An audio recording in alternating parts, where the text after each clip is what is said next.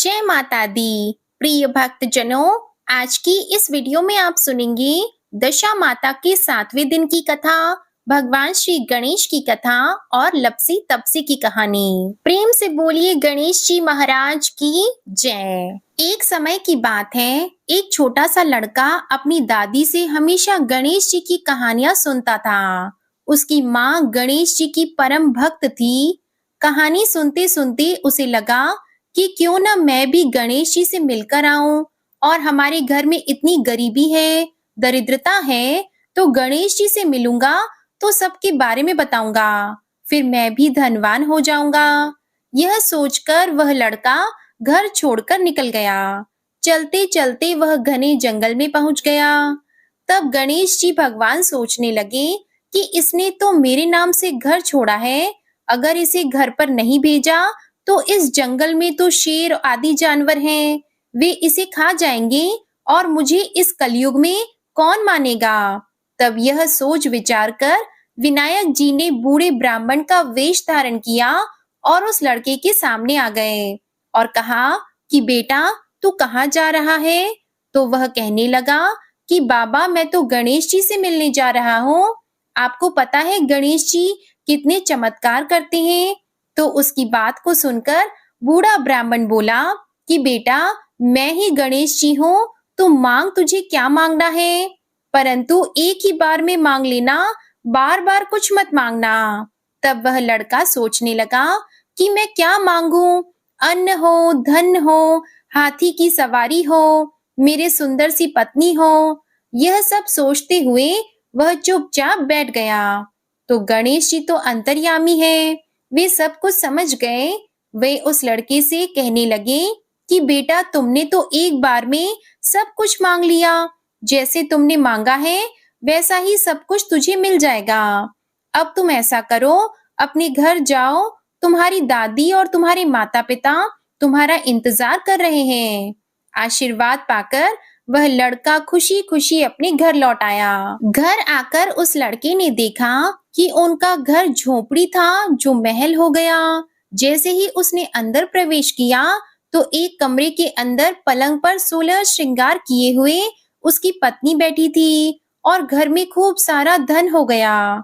अब वह जोर जोर से अपनी माँ और दादी से बोला कि देखो माँ, देखो दादी, मैं कितना धन लेकर आया हूँ।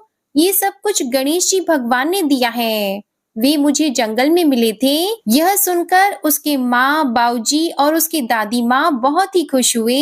हे गणेश जी महाराज, जैसा आपने उस भोले बालक की सुनी, वैसे ही सभी भक्तों की सुनना। जैसे उस लड़के को धन दिया, अन्न दिया, वैसा सबको देना।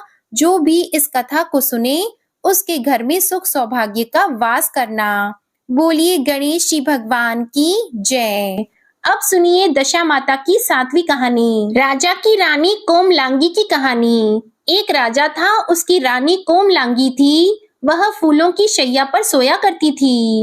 एक दिन फूलों के साथ कच्ची कली भी आ गई। कच्ची कली के कारण उसे रात को नींद नहीं आई, वह करवटें बदलती रही। राजा ने पूछा, प्रिये, आज क्या बात है जो तुम्हें नींद नहीं आ रही है? रानी ने बताया कि आज फूलों में एक कच्ची कली आ गई, वह मेरे शरीर में चुभ रही है, इसी कारण मुझे नींद नहीं आ रही। राजा ने शयन कक्ष में एक दीपक जला रखा था जिसे ज्योति स्वरूप कहते थे। ज्योति स्वरूप रानी की बात सुनकर हंसा। राजा ने हाथ जोड़कर उससे हंसने का कारण पूछा तो ज्योति स्वरूप ने बताया कि अभी तो रानी को कच्ची कली के कारण इतनी तकलीफ हो रही है, कल सवेरा होने पर जब रानी का सिर का बोझ ढोना पड़ेगा तब इनकी क्या गत बनेगी।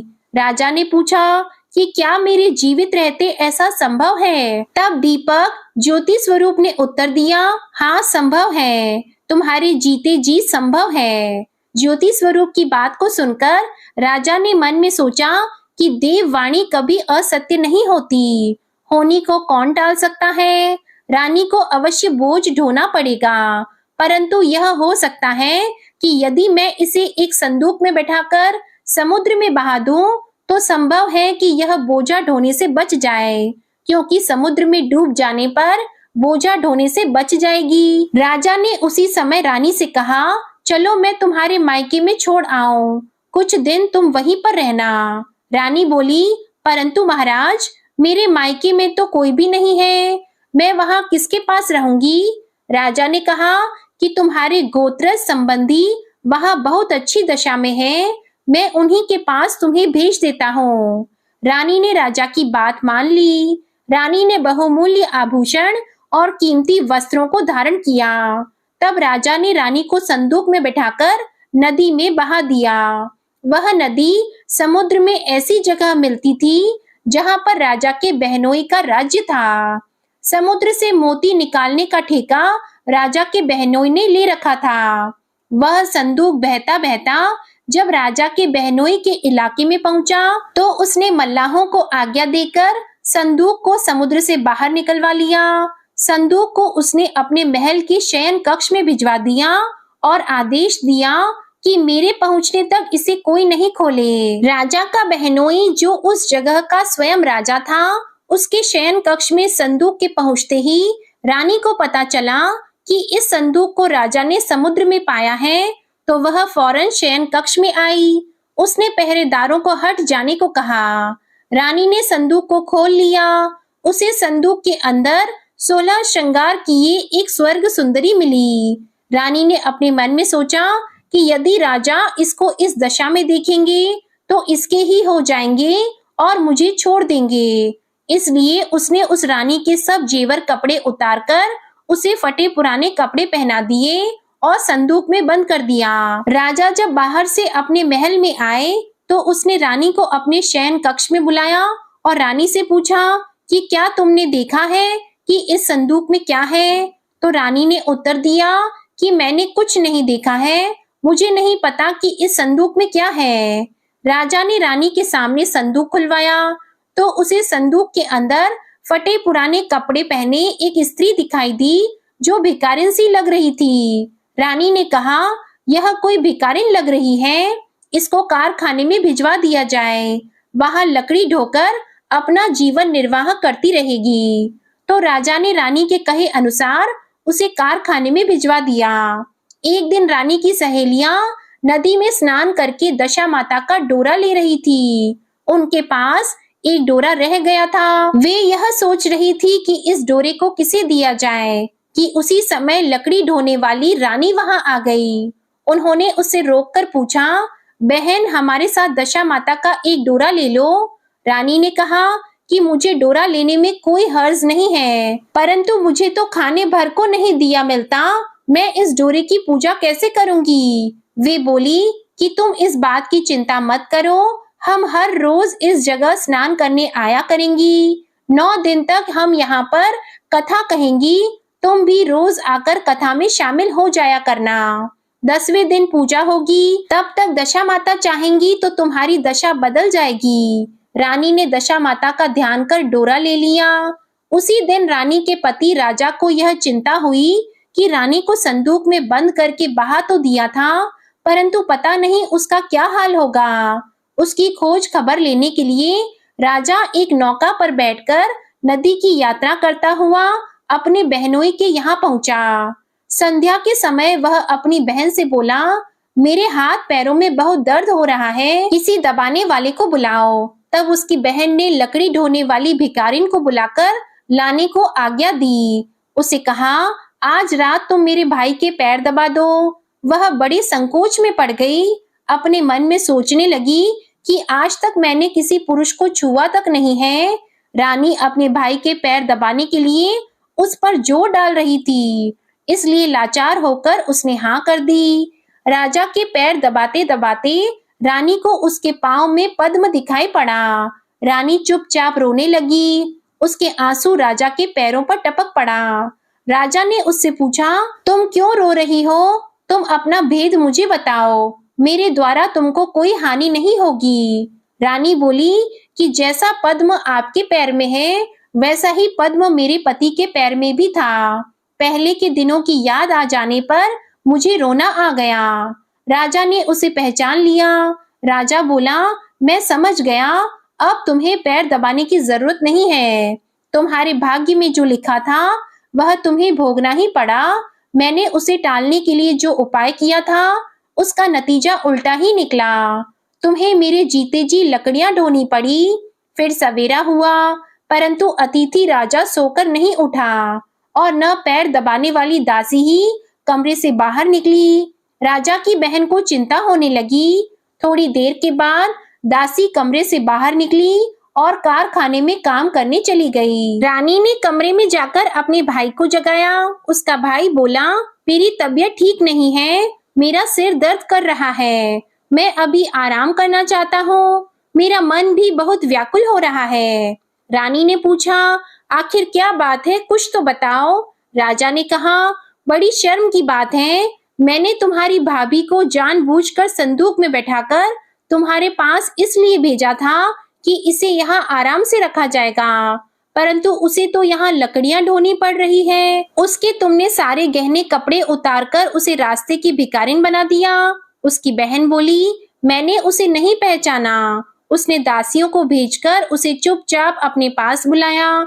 उसके आने पर बहन ने अपनी भाभी से माफी मांगी और उसके पैर पकड़ लिए। कुछ दिनों तक राजा अपने बहनोई और बहन के यहाँ रहकर रानी को साथ लेकर राजधानी में लौट आया।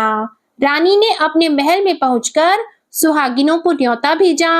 बड़ी धूमधाम से दशा माता की डोरे की पूजा की और नगर में ढिंडोरा पिटवाया गया कि आज से अमीर गरीब सब दशा माता का डोरा लिया करें और श्रद्धा पूर्वक पूजा किया करें। जिसके पास पूजन पारण के लिए धन की कमी हो तो वह महल से ले जाया करे। जिस प्रकार रानी के दिन दशा माता ने फेरे, वैसे ही वह सबकी दशा को ठीक करे। प्रेम से बोलिए दशा माता की जय। अब आप सुनिए लपसी और तपसी की कहानी। एक लपसी था, एक तपसी था। तपसी हमेशा भगवान की तपस्या में लीन रहता था।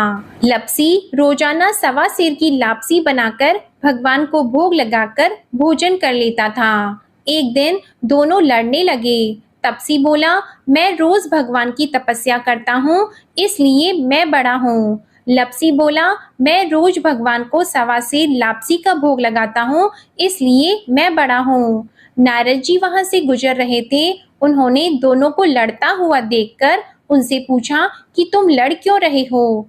तपसी ने खुद को बड़ा होने का कारण बताया और लपसी ने अपना कारण बताया।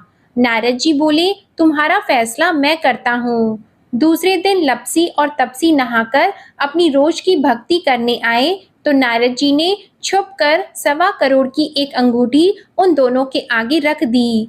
तपसी की नजर जब अंगूठी पर पड़ी तो उसने चुपचाप अंगूठी उठाकर अपने नीचे दबा ली। लपसी की नजर जब अंगूठी पर पड़ी तो उसने ध्यान नहीं दिया और भगवान को भोग लगाकर लापसी खाने लगा। नारद जी सामने आए तो दोनों ने पूछा कि कौन बड़ा है, तो नारद जी ने तपसी से खड़ा होने को कहा। वो खड़ा हुआ तो उसके नीचे दबी अंगूठी दिखाई दी। नारद जी ने तपसी से कहा, तपस्या करने के बाद भी तुम्हारी चोरी करने की आदत नहीं गई है, इसलिए लपसी बड़ा है और तुम्हें तुम्हारी तपस्या का कोई फल भी नहीं मिलेगा। तपसी शर्मिंदा होकर माफी मांगने लगा। उसने नारद जी से पूछा, मुझे मेरी तपस्या का फल कैसे मिलेगा। नारद जी ने कहा, यदि कोई गाय और कुत्ते की रोटी नहीं बनाएगा तो फल तुझे मिलेगा। यदि कोई ब्राह्मण को भोजन करवाकर दक्षिणा नहीं देगा तो वह फल तुझे मिलेगा। यदि कोई साड़ी के साथ ब्लाउज नहीं देगा तो फल तुझे मिलेगा। यदि कोई दिए से दिया जलाएगा तो फल तुझे मिलेगा। यदि कोई सारी कहानी सुने लेकिन तुम्हारी कहानी नहीं सुने तो फल तुझे मिलेगा। उसी दिन से हर व्रत कथा कहानी के साथ लपसी और तपसी की कहानी भी सुनी और कही जाती है। प्रिय भक्तजनों, आज की वीडियो अगर अच्छी लगी तो इस वीडियो को लाइक कीजिएगा, शेयर कीजिएगा। चैनल पर नए हैं तो चैनल को सब्सक्राइब कीजिएगा और दशा माता की कहानी 1 से 6 तक भी आप हमारे चैनल पर जरूर सुनिएगा। इसी के साथ आज संतोषी माता की व्रत कथा और शीतलाष्टमी की व्रत कथा भी आप हमारे चैनल पर जरूर सुनिएगा। प्रेम से बोलिए जय माता दी।